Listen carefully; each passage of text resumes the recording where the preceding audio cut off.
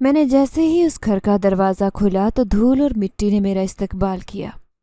ایک دم دھول کے طوفان نے میری سانسوں میں گھس کر ان کی روانی کو متاثر کیا اور میں کھانس کر رہ گئی۔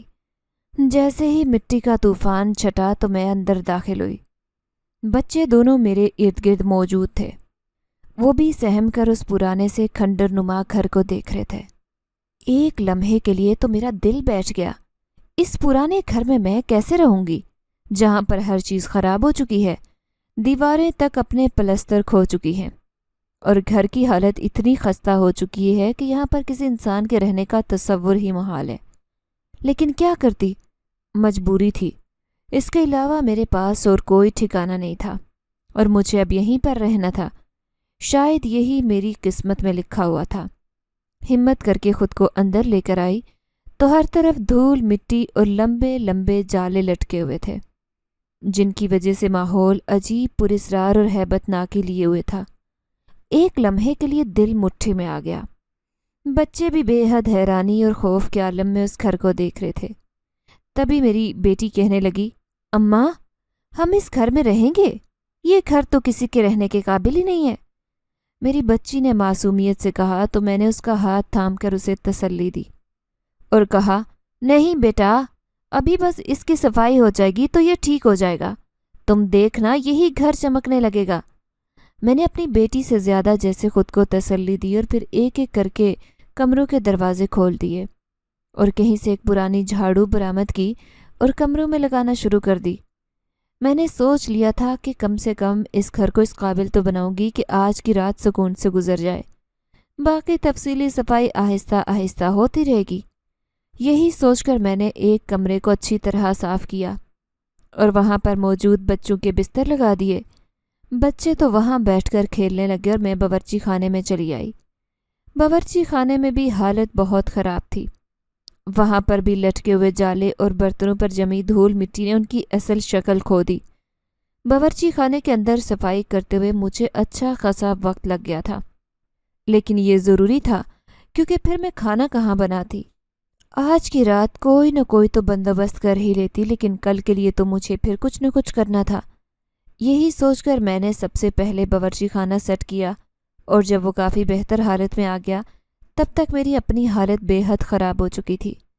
حالانکہ باقی سارا گھر ابھی تک گندا تھا اور لمبے لمبے جالے اور دھول مٹی سے اٹا ہوا تھا، لیکن میں نے سوچ لیا تھا کہ باقی کے کام کل کروں گی اور اس وقت بچوں کے کھانے کا بندوبست کر کے کھانا کھلا کر بھی انہیں سلاتی ہوں اور خود بھی سو جاتی ہوں، کیونکہ میں خود بہت تھک چکی تھی۔ ہم دوپہر کے اس گھر میں داخل ہوئے تھے، لیکن اب عشاء کا وقت ہونے والا تھا اور صفائی میں اتنا وقت لگ چکا تھا۔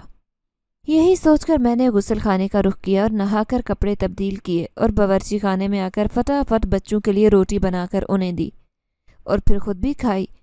کھانا کھانے کی تھوڑی دیر کے بعد بچے سو تو گئے، لیکن میں اس وقت عجیب سے احساسات سے دوچار تھی۔ اس گھر میں رہنا مجبوری نہ ہوتا تو کبھی یہاں نہ آتی، کیونکہ اس گھر کے بارے میں جو کچھ مشہور تھا اس بات نے میرے اندر ایک خوف پیدا کر دیا۔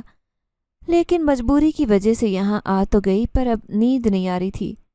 کمرے میں بھی مجھے عجیب سی گھٹن کا احساس ہو رہا تھا، کیونکہ اس وقت سارے کمرے میں مٹی کی عجیب سی بو پھیلی تھی، حالانکہ باہر سردی تھی اور ٹھنڈی ہوا چل رہی تھی۔ پھر بھی میں نے سوچا کہ کچھ دیر کے لیے کھڑکی کھول دیتی ہوں، شاید مٹی کی بو کم ہو جائے اور کمرے کے اندر جو یہ مخصوص سیلین کی بو پھیلی ہے وہ بھی ختم ہو جائے۔ اسی لیے میں نے اٹھ کر کھڑکی کو کھولا تو ایک زوردار آواز سے کھڑکی کھلتی چلی گئی۔ اس کے ساتھ ہی یخ بستہ ہواؤں نے کمرے کا رخ کر لیا، جنہوں نے مجھے ایک لمحے میں ہی ٹھرٹھرا کر رکھ دیا۔ ٹھنڈ اتنی شدید تھی کہ میری روح تک کانپ اٹھی، لیکن میں نے کھڑکی کو بھی بند نہیں کیا۔ تبھی اچانک ہوا کے دوش پر لہراتی ایک سرگوشی نما آواز مجھے سنائی دی۔ میں بے ساختہ چونک اٹھی، یوں لگا جیسے کسی نے کچھ کہا ہے، لیکن مجھے کچھ سمجھ نہیں آئی۔ تبھی دوبارہ پھر سے ایک سرگوشی سنائی دی۔ میں نے دوبارہ سے غور سے سننے کی کوشش کی، لیکن پھر بھی مجھے کچھ سمجھ نہیں آئی۔ میں نے خوف زدہ ہوتے کھڑکی بند کر دی اور یوں لگ رہا تھا کہ جیسے اندر سے آنے والی سرگوشیوں کا سلسلہ رک گیا ہو، جیسے ٹھنڈی ہوا اب بھی اندر نہیں آ رہی تھی۔ ان سرگوشیوں نے میرے وجود میں خوف دوڑا دیا۔ نہ جانے یہ کیسی آواز تھی یا میرا وہم تھا، لیکن پھر ساری رات میں سو نہیں پائی اور اس گھر کے متعلق پھیلی کہانیاں میرے دماغ میں گھومنے لگی۔ میرا نام فرزانہ ہے، میری عمر 24 برس ہے، میں ایک نوجوان بیوہ عورت ہوں۔ میرے شوہر کو مرے ہوئے بھی کچھ ہی دن ہوئے تھے۔ میرے 2 بچے ہیں، بڑا بیٹا ابراہیم اور چھوٹی بیٹی سارہ، دونوں میں میری جان بستی ہے۔ میرے شوہر ایک دیہڑی دار مزدور تھے، وہ اکثر گاؤں کے زمیندار کی زمینوں پر کام کرتے، اس کے علاوہ اینٹوں کے بھٹے پر بھی مزدوری کرتے۔ الغرض انہیں جہاں کہیں بھی دہاڑی مل جاتی تو وہ مزدوری کر لیتے۔ کھیتوں میں کام کرنے کے دوران ایک دن نہ جانے کہاں سے ایک زہریلا سانپ نکل آیا، اس نے میرے شوہر کو کاٹ لیا۔ انہیں اگلا سانس لینے کی بھی مہلت پیش نہیں آئی، وہ اس دنیا سے کوچ کر گئے۔ میرے لیے تو یہ خبر قیامت بن کر ٹوٹی تھی۔ میرا سہاگ چھن چکا تھا اور میں چھوٹے چھوٹے 2 بچوں کے ساتھ بیوہ ہو گئی۔ میرے دونوں بچے چھوٹی عمر میں ہی یتیم ہو گئے۔ مجھے تو جیسے یقین ہی نہیں آ رہا تھا کہ میرا محبت کرنے والا شوہر یوں اچانک مجھ سے بچھڑ جائے گا۔ میرے شوہر کو مرے ہوئے بھی 2 دن ہوئے تھے جب میری ساس نے مجھے گھر سے نکال دیا۔ اس کا کہنا تھا کہ تو نے میرا بیٹا کھا لیا، میرے جوان بچے کو نگل گئی تجھے تو جہنم میں بھی جگہ نہیں ملے گی۔ میں تجھے اپنے گھر میں بالکل برداشت نہیں کر سکتی۔ جب جب تجھے دیکھتی ہوں مجھے اپنا بچہ یاد آتا ہے۔ اس کی جوان موت میرے دل کو گہرا گھاؤ دیتی ہے۔ میں نہیں چاہتی کہ تو اس گھر میں رہے، تو یہاں سے دفع ہو جا، یہاں سے نکل جا۔ میں تیرا یہ نحوست بھرا وجود اس گھر میں بالکل برداشت نہیں کر سکتی۔ میری ساس نے مجھے اور میرے بچوں کو گھر سے نکال باہر کیا اور دروازہ بند کر دیا۔ میں عدت میں تھی، اپنی ساس کی بہت منت کی، بہت واسطے دیے، انہیں ان کے مرحوم بیٹے کا بھی حوالہ دیا۔ اماں، خدا کا واسطہ ہے دروازہ کھولو، میں بچوں کو لے کر کہاں جاؤں گی؟ میرے پاس کوئی ٹھکانہ نہیں ہے، ایسا مت کریں۔ لیکن میری ساس نے میری ایک نہیں سنی اور مجھے گھر سے باہر نکال کر ہی سکون کا سانس لیا۔ میں تو بالکل بے یار و مددگار گلی میں کھڑی تھی اور دونوں بچے سہمے ہوئے میرے ساتھ چپکے ہوئے تھے۔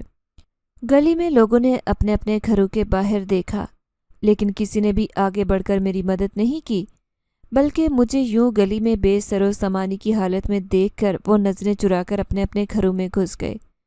مجھے سمجھ نہیں آ رہی تھی کہ میں کہاں جاؤں، کیونکہ میرے میکے میں یا تو کوئی تھا نہیں، ایک بیوہ عورت تھی جو کچھ عرصہ پہلے چل بسی، اور اس کے بعد اب کوئی بھی نہیں تھا۔ میں کہاں جاتی؟ میرے پاس کوئی ٹھکانہ نہیں تھا۔ کچھ سمجھ نہیں آ رہی تھی کہ کیا کروں۔ بچوں کو اپنے ساتھ لگاتے ہوئے میں یوں ہی آگے چلتی جا رہی تھی۔ گاؤں میں کافی لوگوں نے مجھے حیرانی سے دیکھا، کیونکہ سب کو پتا تھا کہ 2 دن پہلے ہی تو میرے شوہر کا انتقال ہوا ہے اور میں عدت میں ہوں۔ اب میں یوں ہی گلیوں میں پھر رہی تھی، لیکن میں انہیں کیا بتاتی کہ میرے شوہر کی ماں نے میرے ساتھ کیا سلوک کیا ہے۔ اس نے مجھے گھر سے نکال باہر کیا۔ میرے تو آنسو بھی نہیں رک رہے تھے۔ آج ایسے لگ رہا تھا کہ میرا شوہر دوبارہ انتقال کر گیا ہو۔ میں ایک دم بے سائبان ہو گئی تھی۔ میرے سر پر چھت نہیں تھی اور رہنے کے لیے کوئی ٹھکانہ نہیں تھا۔ اسی پریشانی میں چلتے چلتے گاؤں سے باہر آئی، تبھی میری نگاہ سامنے ایک پرانے سے کھنڈر نما گھر پر پڑی اور پھر میری آنکھیں چمکنے لگی۔ میں نے سوچ لیا کہ اس پرانے کھنڈر نما گھر میں ہی رہائش اختیار کی جائے۔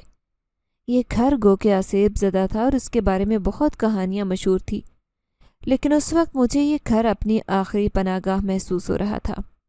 مجھے لگ رہا تھا کہ اس کے علاوہ مجھے اور کہیں ٹھکانہ نہیں ملے گا، اس لیے بچوں کو اپنے ساتھ لگائے مضبوطی سے قدم اٹھا کر میں اس گھر کی طرف چل پڑی۔ یہ گھر کسی وقتوں میں گاؤں کے ایک امیر زمیندار کا ہوتا تھا۔ یہاں پر اس کے خاندان کے لوگ رہتے تھے۔ اس کی بیوی، بچے، ماں باپ اور اس کی 2 بہنیں اسی گھر میں رہا کرتے تھے۔ زمیندار جو کہ اچھا خاصا پیسے والا تھا، اسی لیے وہ ہر سال اپنے گھر والوں کو گھمانے کے لیے کہیں لے کر جاتا۔ اس سال بھی وہ اپنے گھر والوں کو گھمانے لے گیا تھا۔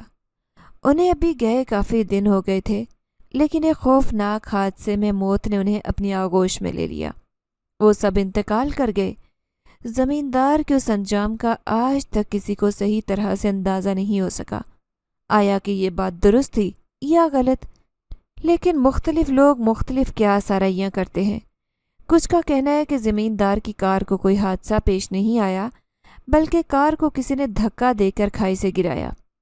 کوئی کہتا ہے کہ زمیندار تو بالکل ٹھیک تھا، یقیناً یہ کسی غیر مرئی مخلوق کا کام ہے، کیونکہ زمیندار تو کار چلانے میں ماہر تھا، اس طرح کے حادثات اس کے ساتھ نہیں ہو سکتے۔ الغرض جتنے منہ اتنی باتیں تھی۔ لوگوں کا تو یہاں تک کہ خیال تھا کہ انہوں نے زمیندار کے گھر میں سائے دیکھے ہیں اور کسی کو چلتے پھرتے دیکھا ہے۔ کوئی کہتا کہ میں زمیندار کے گھر کے پاس سے گزرا تو مجھے وہاں سے عجیب و غریب آوازیں سنائی دی، اور جب میں وہاں پر رکا نہیں تو مجھے اپنے پیچھے کسی کے بھاگتے ہوئے قدموں کی آواز سنائی دی۔ پھر میں بہت مشکل سے جان بچا کر بھاگا۔ الغرض کے گاؤں میں طرح طرح کی باتیں مشہور تھی، اور زمیندار کے مرنے کے بعد ان باتوں کو اور بھی تقویت ملی۔ سب کا یہی خیال تھا کہ کسی غیر مرئی مخلوق نے زمیندار کے ساتھ یہ سب کیا ہے، ورنہ ایک جھٹکے میں آنن فانن سارے کا سارا خاندان برباد ہو جانا، آخر کون اس بات پر یقین کرتا؟ کوئی ایک تو بچتا، کسی ایک کی بھی زندگی باقی نہیں بچی تھی۔ اسی وجہ سے گاؤں کے لوگ اس طرف آنے سے بھی گھبراتے تھے۔ جس طرف زمیندار کا گھر تھا وہاں سے کوئی گزرتا بھی نہیں تھا۔ اگر کوئی گزرتا بھی تو ہمیشہ اس کے ساتھ کوئی نہ کوئی ایسا واقعہ ضرور ہوا ہوتا جو کہ عقل سے پرے اور سوچ سے بالا تر تھا۔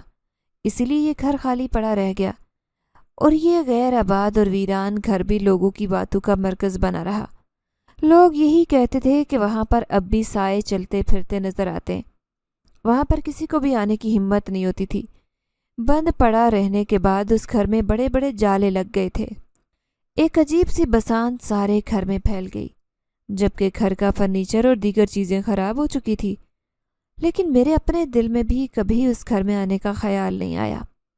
جب تک میں اس گاؤں کے دوسرے کونے میں موجود تھی تب تک میں ایسی باتیں سن کر اللہ سے توبہ استغفار کرتی، ہمیشہ یہی کہتی کہ اللہ کسی دشمن کے ساتھ بھی ایسا نہ کرے۔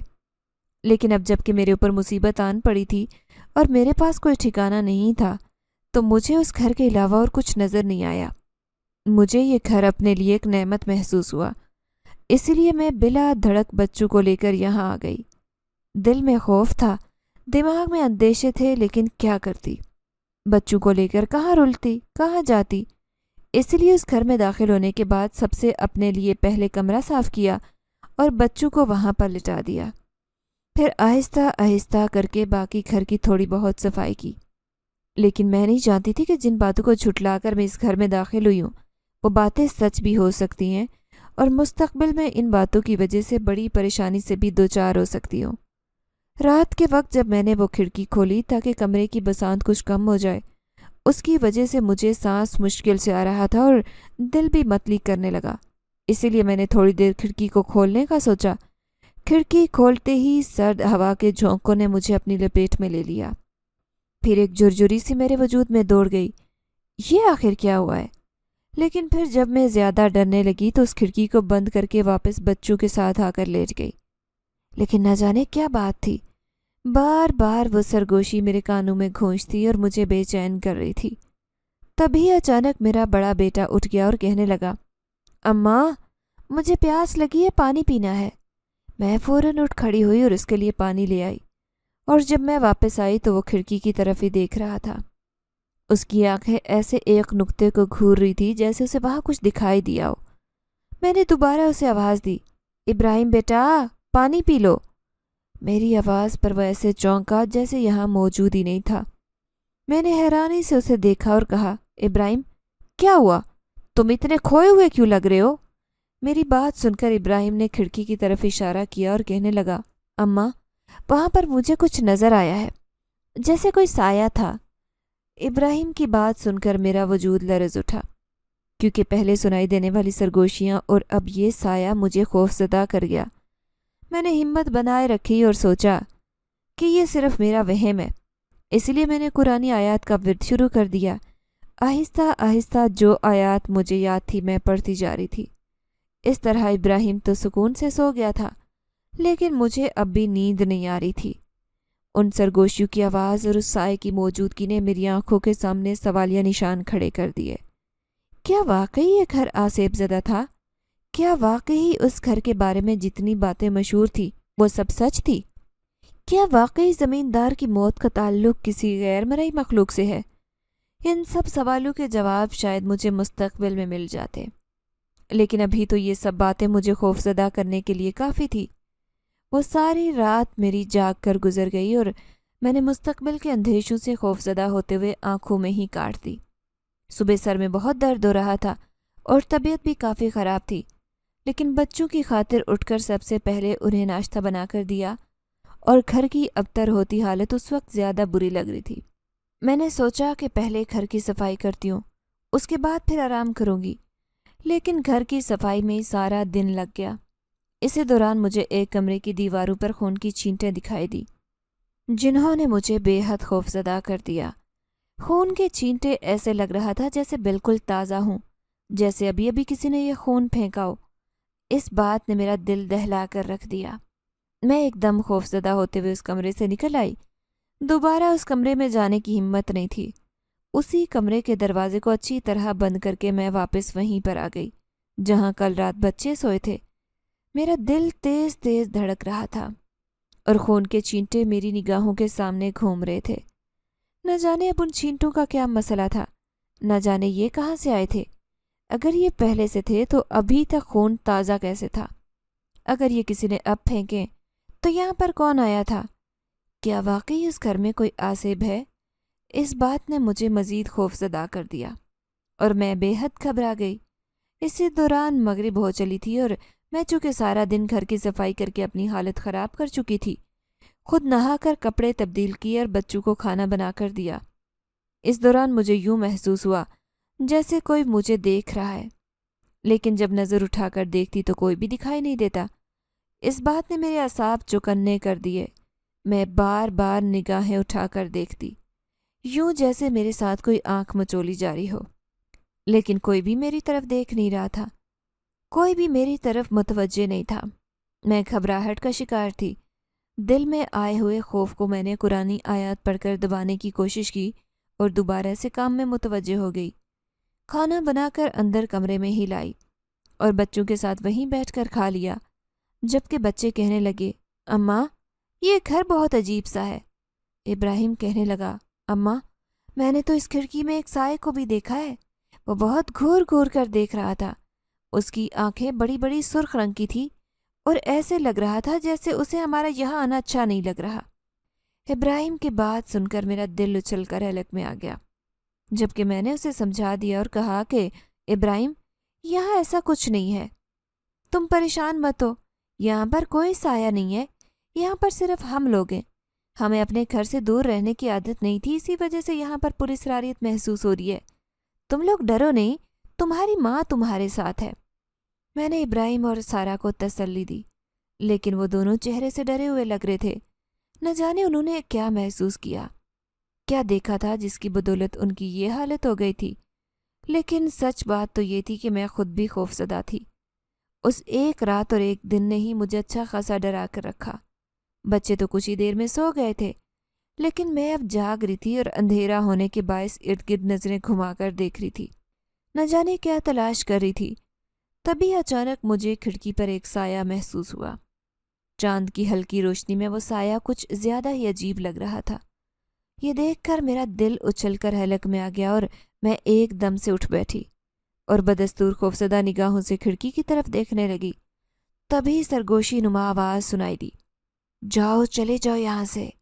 یہ آواز ایک سرگوشی کی طرح میرے کانوں میں پہنچی۔ اس آواز نے مجھے لرزا کر رکھ دیا۔ بے اختیار میں نے دونوں بچوں کے ہاتھ تھامے اور گھبرا کر بولی، کون ہو تم؟ کون ہے وہاں؟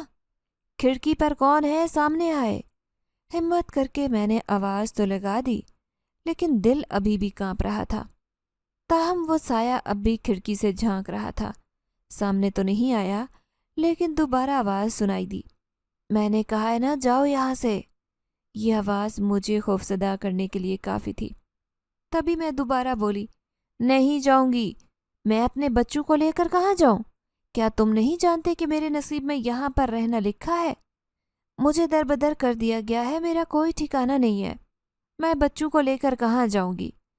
میں نے بے بسی اور مایوسی کے عالم میں اس سائے سے کہا تو وہ کہنے لگا، تم جاؤ یہاں سے، یہ میری ملکیت ہے، میں یہاں کسی کو نہیں رہنے دے سکتا۔ سرگوشی کی آواز میں پھر سے میرے کانوں میں یہ آواز ٹکرائی تو بے بسی کے مارے میری آنکھوں میں آنسو آ گئے۔ میں نے اس سے کہا کہ میں نہیں جانتی کہ تم کون ہو، یہ حقیقت کیا ہے، لیکن سچ تو یہ ہے کہ میں یہاں سے نہیں جا سکتی۔ مجھے یہیں پر رہنا ہے، میرے پاس اور کوئی ٹھکانہ نہیں ہے۔ میرے اور میرے بچوں کے حال پر رحم کرو، ہمیں تنگ نہ کرو، ہمیں یوں خوف زدہ مت کرو۔ میں نے بے ساختہ روتے ہوئے اس کے آگے ہاتھ جوڑ دیے، لیکن وہ سایہ بدستور کھڑکی میں کھڑا رہا اور اپنی خوفناک آنکھوں سے مجھے گھورتا رہا۔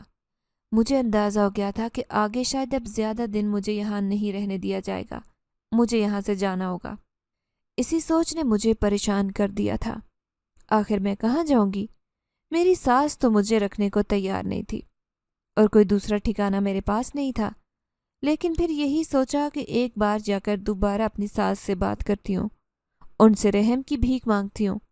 یہ سوچ کر میں تھوڑی مطمئن ہو گئی اور اگلے دن صبح ناشتہ کرنے کے بعد میں بچوں کو لے کر اس گھر سے نکل آئی اور سیدھی اپنی ساس کے پاس چلی آئی۔ میری ساس نے مجھے جب دروازے سے داخل ہوتے دیکھا تو کہنے لگی، نکل جاؤ یہاں سے، کیا تمہیں ذرا بھی شرم لحاظ نہیں ہے؟ ابھی 2 دن پہلے میں نے تمہیں یہاں سے نکالا تھا، تم پھر منہ اٹھائے واپس آ گئی۔ آخر کیوں میرے سامنے آئی ہو؟ تمہیں دیکھ کر میرا دن اچھا نہیں گزرتا، رہ رہ کر اپنا بچہ یاد آتا ہے۔ یہ کہہ کر میری ساس بے اختیار رونے لگی، جبکہ میں بے اختیار بھاگ کر ان کے پاس گئی، دونوں ہاتھ ان کے آگے جوڑ دیے۔ اماں پلیز مجھے معاف کر دیں، میں نے ایسا کچھ نہیں کیا جس سے آپ کو شرمندگی ہو یا آپ کی دل آزاری ہو۔ آپ کا بیٹا اپنے مقررہ وقت پر اس دنیا سے رخصت ہوا، اس میں میری کوئی نحوست نہیں ہے۔ ہم اتنے سالوں سے ایک ساتھ تھے، آپ خود سوچیں کہ میرے دل پر کیا گزر رہی ہوگی جب میں نے اپنے شوہر کی لاش کو اس طرح پڑے دیکھا۔ میرا تو ایک ایک لمحہ بھاری گزر رہا ہے۔ جب ان 2 بچوں کو دیکھتی ہوں تو دل خون کے آنسو روتا ہے، کیا کروں، کہاں جاؤں؟ میں بھی پھوٹ پھوٹ کر رونے لگی، لیکن میری ساس کہنے لگی، جہاں مرضی جا، لیکن اب میں تجھے یہاں نہیں رکھ سکتی، نہ اس طرح قبول کر سکتی ہوں۔ تو نے ہی میرے بیٹے کو منو مٹی تلے سلا دیا، میں تجھے کیسے قبول کروں؟ یہ کہہ کر میری ساس پھر سے مجھے گھر سے نکال چکی تھی اور دروازہ بند کر لیا۔ اس نے تو اپنے پوتے پوتی کی شکل بھی نہیں دیکھی، نہ ہی انہیں گلے لگایا۔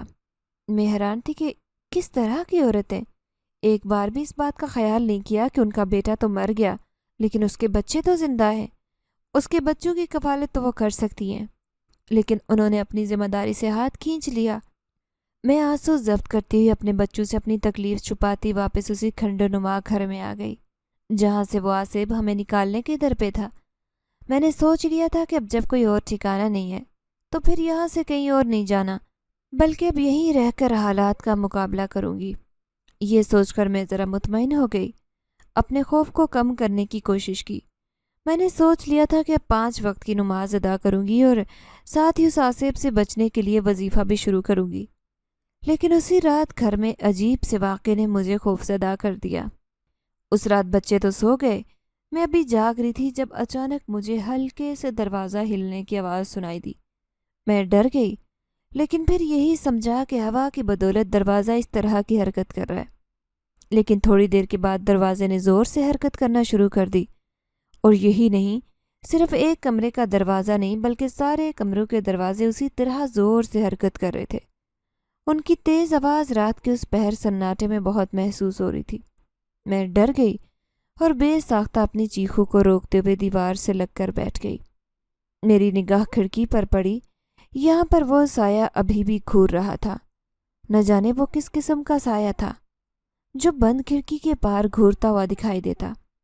میں نے بہت آوازیں دی، اسے منع کیا اور کہا کہ ایسا مت کرو، میرے بچے ڈر جائیں گے، میں خوف زدہ ہو رہی ہوں، تم ہمارے حال پر رحم کرو۔ لیکن اس سائے نے میری ایک نہیں سنی۔ میں بے اختیار اٹھ کھڑی ہوئی اور کھڑکی کے پاس آ گئی۔ اس وقت مجھے اپنے ڈر کی اتنی فکر نہیں تھی جتنا خیال مجھے اپنے بچوں کا تھا، اور اپنے بچوں کے خیال سے ہی میرے اندر ہمت آ گئی۔ تبھی میں نے ایک زوردار آواز کے ساتھ کھڑکی کھول دی۔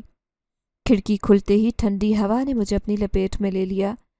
تبھی وہ سایہ کھڑکی کے پار دکھائی دیا اور وہ کھڑکی سے ایک دم اندر داخل ہو گیا۔ میں ڈر کر پیچھے ہٹ گئی، دیوار کے ساتھ لگ گئی۔ پھٹی پھٹی نگاہوں سے اس سائے کی طرف دیکھنے لگی۔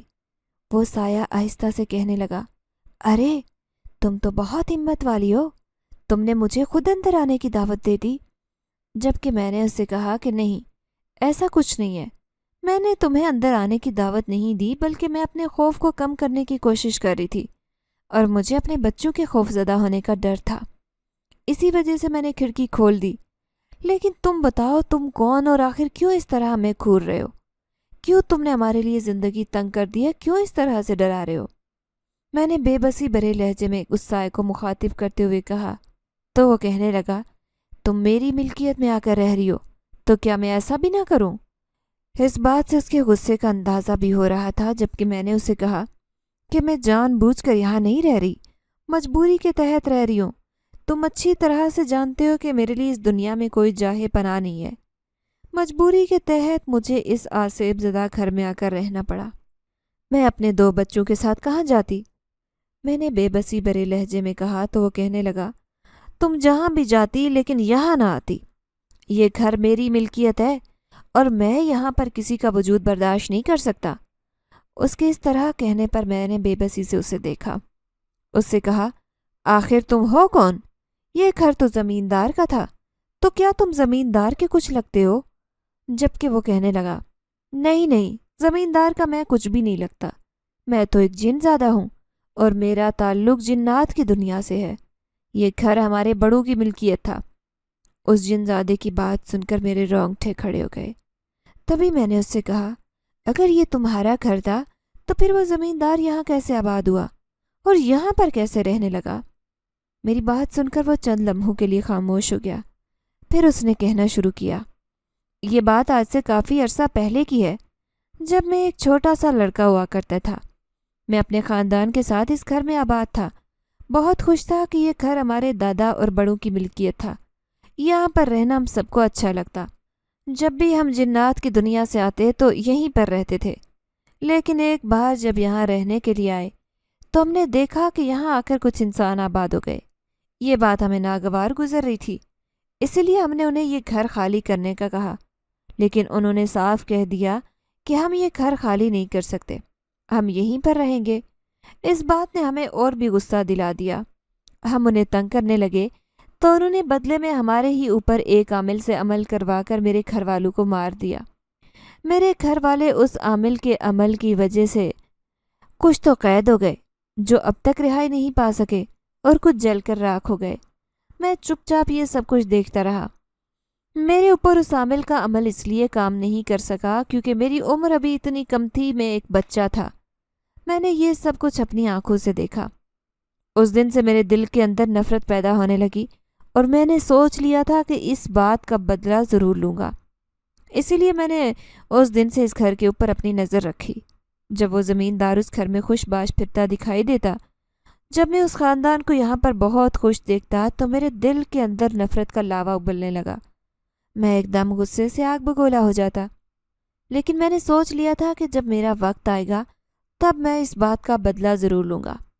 اسی لیے جب ایک بار میں نے زمیندار کو باہر گھومنے کے لیے جاتے دیکھا تو میں بھی اس کے ساتھ چلا گیا، اور پھر اس کا پیچھا کرتے ہوئے میں نے ہی اس سے حادثہ کروایا اور اس کے سارے خاندان کو ایک ساتھ مار دیا، کیونکہ میں نہیں چاہتا تھا کہ وہ ہمارے گھر پر دوبارہ قابض ہوں اور یہاں خوش باش رہیں۔ جس گھر میں میرے خاندان کے لوگ مارے گئے، جل کر راکھ ہو گئے، میں اس گھر پر اس زمیندار کا وجود کیسے گوارا کرتا؟ وہ زمیندار خاندان سمیت جہنم رسید ہو گیا اور میں یہاں پر واپس آ کر گھر میں آباد ہو گیا۔ لیکن اس دن سے میرا یہاں دل نہیں لگ رہا۔ مجھے میرے گھر والے بے تحاشا یاد آتے ہیں، ایک ایک کر کے ان کی شکلیں میری نگاہوں کے سامنے گھومنے لگتی ہیں۔ میرے دل کو بے چینی لگتی ہے۔ میں نے یہ گھر تو واپس حاصل کر لیا، لیکن اپنے گھر والوں کو ہمیشہ کے لیے کھو دیا۔ بس اسی لیے میں نہیں چاہتا کہ یہاں پر کوئی بھی آباد ہو۔ میں یہاں رہ کر گھر والوں کی یادوں کو زندہ رکھنا چاہتا ہوں، ان کے ساتھ مکمل زندگی گزارنا چاہتا ہوں۔ جن ذات نے بڑے اداسی بھرے لہجے میں جب یہ کہا تو میں اسے دیکھتی رہ گئی۔ انسانوں یا جنات، انہیں اپنے خاندان، اپنے گھر والوں سے بڑھ کر کچھ نہیں ہوتا۔ اس جنزادے نے بھی یہی کیا۔ اپنے گھر والوں کے ساتھ کی گئی زیادتی کا بدلہ اس نے زمیندار سے لیا، لیکن پھر بھی اس کے دل کو اس بات کا قرار نہیں تھا کہ اس کے گھر والے اس دنیا میں نہیں ہیں۔ وہ انہیں سوچ سوچ کر یاد کر کے روتا رہتا۔ میرے دل میں ایک لمحے کے لیے افسوس ضرور ہوتا۔ میں نے ہمت کر کے اس سے کہا کہ دیکھو میری بات سنو، تمہارے ساتھ جو کچھ ہوا مجھے اس کا افسوس ہے۔ میں اس بارے میں بالکل نہیں جانتی تھی۔ لوگوں سے اس بارے میں بہت کچھ سنا تھا کہ اس گھر پر آسیب ہے، جنات کا سایہ ہے، زمیندار کو کسی غیر مرئی مخلوق نے مارا ہے، کیونکہ جس طرح ان کی موت واقع ہوئی تھی ایسا ہی لگ رہا تھا، لیکن مجھے نہیں معلوم تھا کہ یہ سچ ہے۔ آج جب تم نے حقیقت بتائی ہے تو میں جان پائی ہوں، لیکن تم خود ہی سوچو اس سب میں میرا کیا قصور ہے؟ میں اور میرے بچے کیسے تمہارے خلاف سازش کر سکتے ہیں؟ اگر تمہارے گھر میں صرف ایک کمرہ لے لیں جہاں پر میں اور میرے بچے سکون سے رہ سکیں تو تمہیں کیا مسئلہ ہے؟ تم جانتے ہو میرے حالات کیا ہیں؟ میری ساس نے مجھے گھر سے نکال دیا، شوہر اس دنیا سے چلا گیا، میرے خاندان میں اور کوئی نہیں ہے جو میری مدد کر سکے۔ اسی وجہ سے تو میں اس گھر کے بارے میں مشہور کہانیاں سن کر بھی یہاں چلی آئی۔ اس لیے تمہاری مہربانی تم مجھے گھر میں رہنے کی اجازت دے دو۔ میں اپنے بچوں کے ساتھ اس عمر میں کہاں رلتی رہوں گی؟ ویسے بھی میں بیوہ ہوں، میرے بچے یتیم ہیں، بس مجھے رہنے کے لیے ایک چھوٹی سی چھت چاہیے۔ میں نے منت بھرے انداز میں جن زادے سے کہا تو وہ خون خوار نظروں سے پہلے مجھے دیکھتا رہا، پھر چپ چاپ وہاں سے چلا گیا۔ میرے دل کو اطمینان سا ہوا، مجھے یوں لگا جیسے اب مجھے وہ یہاں پر رہنے کی اجازت دے دے گا۔ میں تھوڑا مطمئن ہو گئی اور اپنے بچوں کے ساتھ مگن ہو گئی، لیکن کہیں نہ کہیں اس بات کا دھڑکا لگا رہتا کہ وہ جنزاد ضرور دوبارہ مجھے تنگ کرے گا۔ بچے بھی اکثر یہاں پریشان دکھائی دیتے، کیونکہ جس دن سے ابراہیم نے اس کھڑکی کے اوپر وہ سایہ دیکھا تھا وہ بہت پریشان رہنے لگا، خوفزدہ نظروں سے کھڑکی کی طرف دیکھتا رہتا۔ حالانکہ میں نے اس کا دھیان ہٹانے کی بہت کوشش کی، لیکن وہ بار بار اس کھڑکی کی طرف دیکھتا رہتا۔ میں نے کچھ سوچ کر کمرہ تبدیل کر لیا اور بچوں کو لے کر دوسرے کمرے میں آئی۔ حالانکہ اس کمرے کی دیوار پر مجھے خون کے چھینٹے دکھائی دیے تھے اور ان خون کے چھینٹوں نے مجھے کتنا ڈرائے رکھا تھا، لیکن ابراہیم کی وجہ سے میں اس کمرے میں چلی آئی۔ اب دیوار پر خون کے چھینٹے تو نہیں تھے اور کمرہ بھی صاف ستھرا تھا، یہاں پر کوئی کھڑکی بھی نہیں تھی، اور مجھے اس بات کا اطمینان ہو گیا کہ ابراہیم اب خوف زدہ نہیں ہوگا بلکہ سکون سے اس کمرے میں رہے گا۔ ابھی کچھ ہی دن گزرے تھے کہ میرے پاس سب کام کرنے کی تنگی تھی، میرے پاس گھر میں کھانے کے لیے بھی کچھ نہیں تھا، میرے بچوں نے بھی 24 گھنٹوں سے زیادہ ہو گئے تھے کچھ نہیں کھایا تھا، بھوک سے ان کی حالت بھی بری تھی۔ وہ معصوم نظروں سے میری طرف دیکھتے تو میں نظریں چرا جاتی۔ گاؤں میں کام کاج کرنے کا پتہ کرنے کے لیے گئی، لیکن کسی نے بھی کام پر نہیں رکھا، کیونکہ میری ساس نے گاؤں میں مشہور کر دیا تھا کہ میں بد چلن اور آوارہ ہوں اور میں نحوست کی ماری ہوں۔ اسی وجہ سے مجھے کوئی بھی گھر پر کام دینے کو تیار نہیں تھا۔ میں نے زمیندار کے کھیتوں میں بھی کام کرنے کی کوشش کی، لیکن زمیندار کی نظریں بہت گندی تھی، میرے وجود کا طواف کرنے لگی، جس کی وجہ سے میں وہاں سے بھاگ گئی۔ میں نے وہاں پر کام نہیں کیا۔ سمجھ نہیں آ رہی تھی کہ کس طرح بچوں کا پیٹ پالوں اور کس طرح سے گزارا کروں۔ بے بسی کے مارے میری آنکھوں میں آنسو آ گئے۔ میں نے وضو کیا اور اللہ کے حضور سجدہ ریز ہو گئی۔ یا اللہ، تو دلوں کے حال بخوبی جانتا ہے، اچھی طرح باخبر ہے کہ میری نیت کیا ہے۔ میں بچوں کو اس تکلیف میں نہیں دیکھ سکتی، میں انہیں اس طرح بھوک سے تڑپتا نہیں دیکھ سکتی۔ میرے مالک میری مدد کر دے، مجھے کوئی راستہ دکھا دے تاکہ میرے بچے بھوکے نہ سوئیں۔ ان کی یہ بے بسی اور لاچارگی مجھ سے دیکھی نہیں جاتی، تو سب کچھ جانتا ہے، تو میرے دل کے حال سے بھی اچھی طرح واقف ہے۔ میرے مولا میری مشکل آسان کر دے، جس طرح تو نے اس چھت کا آسرا بنایا اور اس جنزادے کے دل میں ہمارے لیے رحم پیدا کیا، اسی طرح کسی اور کے دل میں بھی رحم پیدا کر دے تاکہ مجھے کام مل جائے اور میں گھر بیٹھ کر بچوں کا پیٹ پال سکوں۔ میرے اللہ، تو نے مجھے آزمائش دی ہے، تو مجھے اس آزمائش میں سرخرو کر، میرے بچوں کو بہترین اور حلال رزق عطا فرما۔ میں نے اللہ کے حضور خوب رو کر دعا مانگی، اور دعا مانگنے کے بعد مجھے یقین ہو چلا تھا کہ اللہ ضرور میری دعا قبول کرے گا۔ اب میں کافی مطمئن ہو چلی تھی، اور اسی شام جب گھر پر کھانے کے لیے بھی کچھ نہیں تھا اور بچے بھوکے بیٹھے ہوئے تھے اور مجھے کہیں سے بھی کوئی راشن نہیں مل رہا تھا، تبھی اچانک دروازے پر دستک ہوئی اور میں بے تحاشا چونک اٹھی، کیونکہ یہاں پر اس گھر میں کوئی بھی نہیں آتا تھا۔ उस घर के आसेब ज़दा होने की वजह से सारे ही गांव वाले उससे दूर रहते। अब अचानक उस दस्तक का होना मुझे खौफज़दा कर रहा था। लेकिन दरवाज़ा खोला तो दरवाजे के बाहर एक खूबसूरत नौजवान खड़ा था। तभी वो कहने लगा, बहन माफ़ कीजिएगा इस वक्त आपको तंग किया। दरअसल मैं मुसाफिर हूँ और रास्ता भटक गया हूँ। मुझे एक रात के लिए कमरा चाहिए। क्या आप मुझे एक रात के लिए कमरा दे सकती हैं? मैं इसके बदले में आपको एक माकूल रकम दूंगा। उस आदमी की बात सुनकर मैं एकदम हैरान रह गई। उसने रकम की ऑफ़र दी थी और मेरे लिए ये बहुत बड़ी बात थी। तभी मैंने कुछ सोचते हुए उससे कहा, जी ठीक है, मैं आपको एक रात के लिए बिस्तर दे देती हूँ, आप आराम कर लें। उसने शुक्रिया अदा किया और उसी वक्त मेरे हाथ पर कुछ पैसे रखे। मैं उन पैसों को देखती रह गई। उन पैसों से मुझे अच्छा खासा राशन मिल सकता था। मेरे बच्चों के पेट काफ़ी दिन तक भर सकते थे। मैं मुतमईन सी हो गई और दिल में ख्याल किया कि शायद अल्लाह ताला ने गैबी मदद की है। तभी उस आदमी को मैंने एक कमरे में बिस्तर बिछा कर दिया और वहाँ पर वो आराम से लेट गया। मैंने उन पैसों से गांव से जाकर थोड़ा सा राशन खरीदा और जल्दी से घर आकर खाना बनाया। उस आदमी को भी खाना दिया और बच्चों को भी खिलाया। बेख्तियार अल्लाह की उस मदद के लिए मेरी आंखों में आंसू आ गए और मुझे जैसे यकीन ही नहीं हो रहा था कि घर बैठे हुए मुझे इतनी जल्दी और इतना काम आसानी से मिल जाएगा। वो आदमी रात को रुक कर चला गया। मैं इस बात पर अल्लाह की शुक्रगुजार थी कि उसने इस तरह ही सही मेरा आसरा बना दिया। कुछ दिन तक बेफिक्री थी कि अल्लाह ताला दोबारा मदद के लिए कोई ना कोई ज़रिया खोल देगा। इस तरह हर 4-5 दिन के बाद कोई ना कोई मुसाफिर आ जाता। वो मुझे माकूल रकम दे देता। मेरा तो जैसे खर्चा चलने लगा था।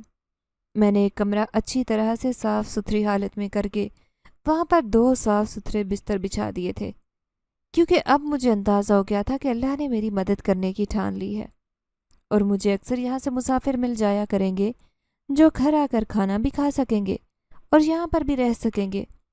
तभी मैंने कुछ सोचकर घर के बाहर एक मुसाफिर खाना लिखवा दिया और रोज़ाना शाम को खाना तैयार करके रखती, क्योंकि अक्सर कोई न कोई मुसाफिर चलता हुआ यहाँ रुक जाता, खाना खाता, जिसके बदले में मुझे इतने पैसे मिल जाते कि मेरे अगले वक्त का खाना आराम से बन जाता। ये गैबी मदद थी और जिस अंदाज में अल्लाह ने मेरी मदद की थी मैं बेहद हैरान थी।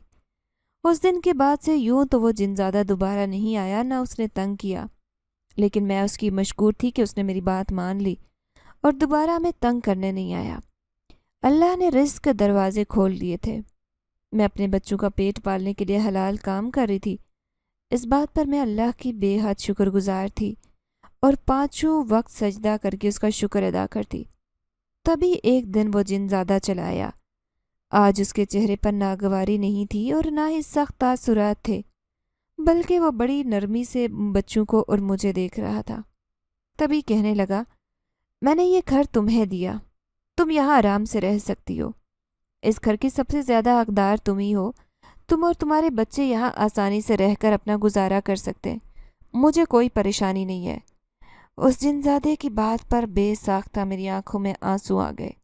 मैंने उससे कहा, तुम्हारा बहुत शुक्रिया, तुमने मेरी मदद की, मेरा बहुत ख्याल किया। अब तो यहाँ पर मुसाफिर आकर खाना खा जाते। उसकी बदौलत मेरे घर का खर्च आसानी से चल रहा है। मैंने जिनज़ादे से कहा तो वो मुस्कुरा दिया और कहने लगा, ये भी मैंने ही तुम्हारी मदद की है, क्योंकि मैं जानता था कि तुम काम के हवाले से परेशान हो। मैं चाहता तो तुम्हें वैसे भी राशन ला कर दे सकता था, लेकिन मैंने ऐसा नहीं किया, क्योंकि मैं तुम्हारे लिए कोई मुस्तकिल बंदोबस्त करना चाहता था। क्योंकि मैं अब अपनी दुनिया में वापस जा रहा हूँ, यहाँ पर मेरा दिल नहीं लग रहा। ये घर अब से तुम्हारी मिल्कियत है। यहाँ पर तुम एक मुसाफिर खाना बनाकर अपना और अपने बच्चों का पेट पालो। मुझे पूरा यकीन है कि तुम एक कामयाब औरत के रूप में नज़र आओगी और हमेशा मेरे लिए दुआ करना कि मेरे दिल में जो मेरे घर वालों की याद तड़प रही है वो कम हो जाए। मैं इसीलिए इस दुनिया से जा रहा हूँ ताकि अपनी दुनिया में जाकर अपने जैसे लोगों में रहूँ, शायद सुकून हो। उस जिनज़ाद ने मुझसे ये कहा तो मैं हैरान रह गई। मुझे उम्मीद नहीं थी कि वो इस तरह से मदद करेगा, इस तरह ख्याल करेगा। बेख्तियार ममनूनियत के मारे मेरी आंखों में आंसू आ गए। मैंने उससे कहा, शायद अल्लाह ताला ने मेरी आजमाइश के बदले में एक इनाम के तौर पर तुम्हें मेरा साथी बनाया है। मैं तुम्हारा शुक्रिया नहीं अदा कर सकती। तुमने जिस तरह से मेरी और मेरे बच्चों की मदद की है, یہ میرے لیے بہت بڑا اعزاز ہے۔ میں نے اس جنزادے سے کہا تو وہ مسکرا دیا اور بچوں کی محبت کو دیکھتا ہوا وہاں سے چلا گیا۔ میں جانتی تھی کہ اب وہ دوبارہ نہیں آئے گا اور اس نے یہ گھر بھی مجھے سونپ دیا ہے۔ اس بات کا اطمینان میرے دل میں تھا، اور مجھے اس بات کا بھی اطمینان تھا کہ یہاں پر اب گاؤں سے بھی کوئی دعویٰ کرنے نہیں آئے گا، کیونکہ گاؤں والے تو پہلے ہی اس گھر سے ڈرتے تھے اور اس کے بارے میں مشہور کہانیوں کے بارے میں خوف زدہ تھے۔ حالانکہ انہیں پتہ ہے کہ میں آج کل یہیں پر رہ رہی ہوں، اسی لیے تو وہ آج کل میرے ساتھ کوئی بھی رابطہ نہیں رکھے ہوئے، لیکن میں اس گھر میں بہت خوش تھی، کیونکہ انسانوں سے اچھے اور بہتر تو وہ جنات تھے جنہوں نے میری مدد کی، جنہوں نے مجھے کھانے کو دیا، رہنے کو چھت دی۔ انسانوں سے بہتر تو وہ جن زیادہ ہے جسے میرے بچوں کا خیال آیا، میری بیوگی کا دھیان آیا۔